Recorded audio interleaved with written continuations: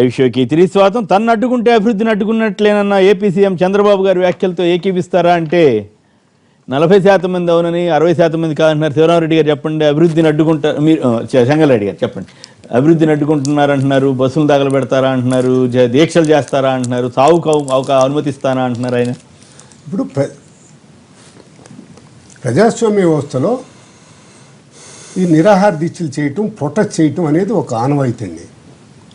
చంద్రబాబు నాయుడు గత 10 ఏళ్ళుగా ప్రతిపక్షంలో ఉన్నప్పుడు ఆయన చేసినట్టు ఆయన గుర్తు లేకపోతేట.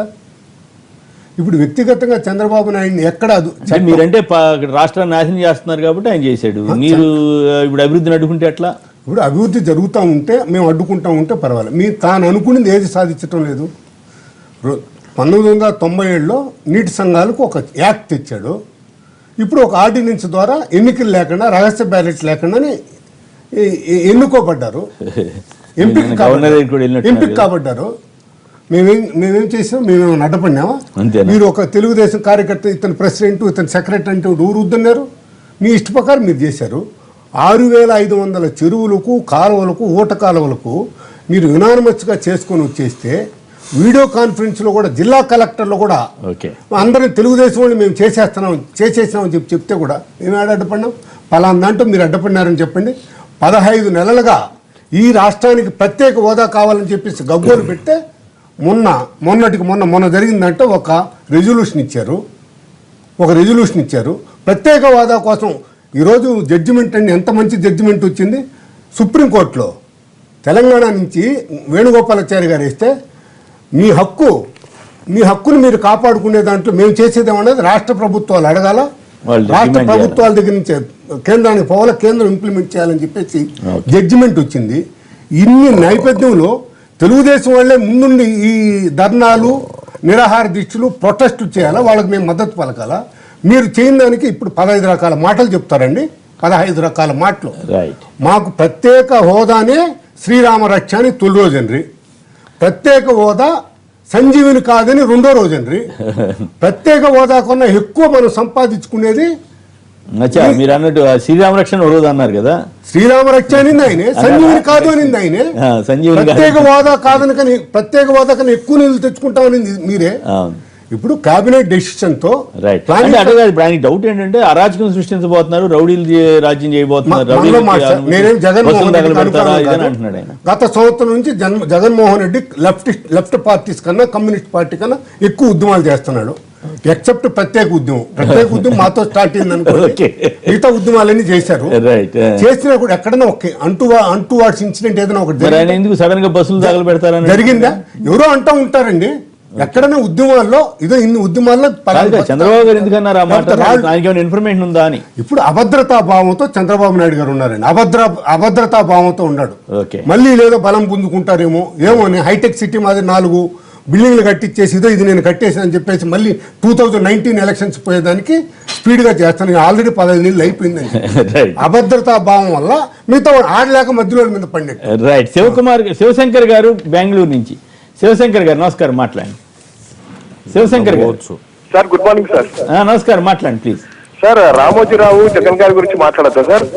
మాట్లాడండి సార్, మీరు అడిగారు కదా, ఎవరు మాట్లాడలేదు బాధపడ్డారు.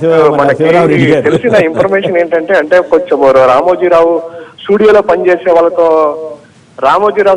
పనిచేసే వాళ్ళతో మాట్లాడింది ఏంటంటే, కాంగ్రెస్ కి బద్ద వ్యతిరేకి రామోజీరావు గారు మొదటి నుంచి కూడా అఫీషియల్ గా ఆయన సుప్రీంకోర్టు కూడా చెప్పారు ఆయనకి ఇట్లా వ్యతిరేకని. కానీ ఆ సందర్భంలో చంద్రబాబు నాయుడు గారి బిహేవియర్ ఎలా ఉందంటే, చిదంబరంతో కలవడము, తర్వాత వచ్చేసి కిరణ్ కుమార్ రెడ్డికి మద్దతు ఇవ్వడము, తర్వాత పాత విషయాలు కదా సార్, అవి పాత విషయాలు చెబుతున్నారు. ఇప్పుడు లేటెస్ట్ గా అదే సార్, రీసెంట్ గా ఏం జరిగిందంటే, తెలంగాణలో తెలుగుదేశం పోయి కాంగ్రెస్ తో కలవండి అనేసి, కాంగ్రెస్ కలవడం వల్ల రామోజీరావు కోపం వచ్చేసి తను కూడా ఆరోగ్యం బాగలేక జగన్మోహన్ రెడ్డి గారికి ఆయనే పర్సనల్ గా పంపించేసి, నేను ఆరోగ్యం బాగలేదు, వయసులో పెద్దవాడికి మీరు రండి, చిన్నవాడు కదా అంటే, జగన్మోహన్ రెడ్డి గారు కూడా ఒక మెట్టు దిగేసి ఆరోగ్యం బాగలేదు కానీ వెళ్ళినట్టు మనకు సమాచారం. చెప్పాలంటే సార్, ఒక మహాభారతంలో ఒకటి ఉంది, ఆ భీష్ముడు అంపశయ్య మీద ఉండి ఉత్తరాయణం నుంచి దక్షిణాయనం వరకు మెయిట్ చేస్తా తన యొక్క బాధలను చెప్పుకోవడానికి వీరుణ్ణి అర్జునుడిని రమ్మంటాడు. అర్జున రండి, మేము ఒక ఈ విధంగా మీ కథ కోసం రామయ్య గారి ఆరోగ్యాన్ని పాడు చేయమండి. ఆయన శుభ్రంగా హ్యాపీగా ఉండాలి, మరింత హ్యాపీగా ఉండాలని కోరుకుందాం. మీ కథ కోసం రామోజీ గారి ఆరోగ్యాన్ని పాడు చేయొద్దు, ఆయన హ్యాపీగా ఉండాలి, ఆయన పెద్ద అయినా ఇంకా బాగుండాలి. ఓకే, రైట్, అంతే కదా శివశంకర్ గారు, రైట్. ఈ విషయానికి వద్దాం. అపోజిషన్స్ అడ్డుకుంటే అభివృద్ధి ఆగిపోతుందా? ఇక్కడ టీఆర్ఎస్ పరిస్థితి కూడా అంతేనా రాజేశ్వర్ గారు? మేము ఇక్కడ ఎవరిని కూడా అడ్డుకోలేదండి. అపోజిషన్ అడ్డుకుంటే అపోజిషన్ ని కరెక్ట్ గా దాన్ని చేయమంటున్నారు. ఇప్పుడు మీరు అసెంబ్లీలో మనం చూసినట్లయితే అపోజిషన్ తో భయపడి ఆయన 5 రోజులు సమావేశాలు పెట్టి 2 రోజులు మొత్తం ప్రతిపక్షాన్ని బయట ఆవలేసేసి 3 రోజులు నడిపాడు.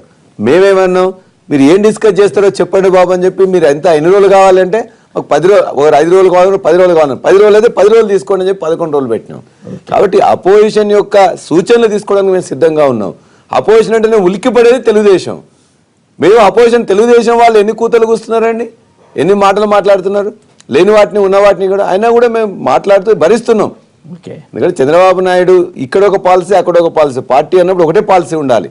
అది తెలంగాణ అయినా ఆంధ్రప్రదేశ్ అయినా నువ్వు ఎక్కడ అనుకున్నా కూడా కనీసం మినిమం అక్కడ చేయాల్సుకున్న ధర్నాలు వాటిని కూడా నువ్వు ఒప్పుకోకపోతేనట్లయితే అది ప్రజాస్వామ్యం కాదు. కాబట్టి మేము అట్లా లేవు. మేము ఎక్కడన్నా ఎవరన్నా మీటింగ్ పెడుతున్నంటే వద్దని చెప్పేసి అనలేదు కదా. ఇక్కడ అనలేదు కానీ సెక్రటరీకి వస్తే అడ్డుపడ్డారు అనేది అడ్డుపడ్డామని కలవనివ్వలేదని, సీఎం కలవనివ్వలేదని, సీఎం లేనప్పుడు వచ్చి ఇక్కడ డ్రామా చేయడం ఏంటండి? సీఎం ఉంటే సెక్రటరియట్ లో పైన ఉంటే వీళ్ళు వచ్చి చూపిస్తే పర్వాలేదు. ఆయన లేనప్పుడు వచ్చి అక్కడ ఏదో మేము డ్రామా చేస్తామని చెప్పేసి కొంతమంది అంటే అదేం పద్ధతి? అపోజిషన్ అట్లా చేసినంత మాత్రం అభివృద్ధికి అడ్డుపడినట్లా కాదా అన్నది ప్రశ్న. మేము వాళ్ళందరినీ కూడా ఇక్కడ మేము వాళ్ళ యొక్క అభిప్రాయాలు వ్యక్తం చేయొచ్చు, కానీ దురభిప్రాయంతో ఉంటే కష్టం తప్ప అక్కడ ఏదో ఒక ధర్నా చేస్తున్నాం లేకపోతే రాస్తా రోకో చేస్తున్నాం ఇబ్బంది అని చెప్పేసి మేము ఎప్పుడు ఫీల్ కాలే. వాళ్ళందరూ కూడా ఇక్కడ మస్తు చాలా మంది చాలా చేస్తున్నారు. ఇక్కడ తెలంగాణలో ఎప్పుడు మేము చేయలేదు. కాకపోతే తెలుగుదేశమే 2 నాలుకల ధోరణితో ఇక్కడ విధంగా దీక్షకి ఇవ్వకపోవడం మీద మీరే ఉంటారు ఇవ్వాలని కోరుతున్నాం. వారు అనేక చోట్ల ఇప్పుడు ఎవరు చేశారు, ఎక్కడ కూడా ఇబ్బంది జరగలేదు. ఎక్కడైనా ఇంతకుముందు ఉన్నట్లయితే ప్రెసిడెంట్ ఉంటే ఇక్కడ జరిగినప్పుడు మీకు గొడవ అయింది కాబట్టి మేము ఇక్కడ ఇవ్వము అని చెప్పేసి అనాలి. ఒక దీక్ష చేసుకోవడానికి ఇబ్బంది ఏంటంటే దీక్ష నువ్వు చేయలేక నువ్వు అడగలేకపోతున్నావు, బస్సులు తగలబెడతారని అది అన్నట్టుగా వచ్చినాయి. మరి అంటే దాన్ని బట్టి ఇప్పుడు చూస్తున్న తెలుగుదేశం అక్కడ తగలబెట్టడానికి సిద్ధపడి ఇవన్నీ కూడా వాళ్ళ మీద చేసినా కూడా రేపు చేయొచ్చు. అన్నిటికీ సమర్థులు వాళ్ళు. శివరామరెడ్డి గారు చెప్పండి, ఏంటి ఆ రౌడీలను చేస్తారన్నారు, రౌడీజం ఒప్పుకొని అంటున్నారు. చంద్రబాబు నాయుడు గారు వాళ్ళ పార్టీలో పెద్ద రౌడీలు, ఎంఆర్ఓల మీద దాడి చేస్తారు, పోలీసు వాళ్ళని కొడతారు. దానికంటే రౌడీలు ఎవరున్నారండి వేరే పార్టీలో? ఇప్పుడు ఎంఆర్ఓ ఒక మహిళను కొట్టితేనే దిక్కు దివారం లేదు, ముఖ్యమంత్రి గారు పిలిచి రాజీ చేసి కేసు లేకుండా చేస్తారు, లేకుండా నీ మీద కేసు పెడతారు అంటారు. ఇంకా వాళ్ళ రౌడీజం చూపిస్తుండేది జగన్మోహన్ రెడ్డి గారా? ఇప్పటి వరకు సంవత్సరంన్నరలో ఎంతోమంది వైఎస్ఆర్ పార్టీ వాళ్ళు చంపబడడం జరిగింది. అలాగే ఎన్ని కేసులు పెట్టినా పోలీస్ స్టేషన్లో ఈరోజు తీసుకునే పరిస్థితి లేదు. ఇలాగ ఎన్నో కార్యక్రమాలు పోలీసు వాళ్ళు ఇప్పుడు చూస్తున్నారు కదా. వాటర్ యూజర్స్ అసోసియేషన్లో ఆల్మోస్ట్ వాళ్ళు ఇనానిమస్ చేయించుకునేంత దౌర్జన్యం చేశారంటే ఈవెన్ అధికారులు కూడా వాళ్ళకి తొత్తులై పని చేస్తున్నారంటే ఇంతకంటే బాధాకరమైన దురదృష్టకర పరిస్థితులు భవిష్యత్తులో రాకూడదని మేము కోరుకుంటున్నాం. అభివృద్ధిని అడ్డుకున్నట్టే నన్ను అడ్డుకుంటే అంటున్నారు ఆయన.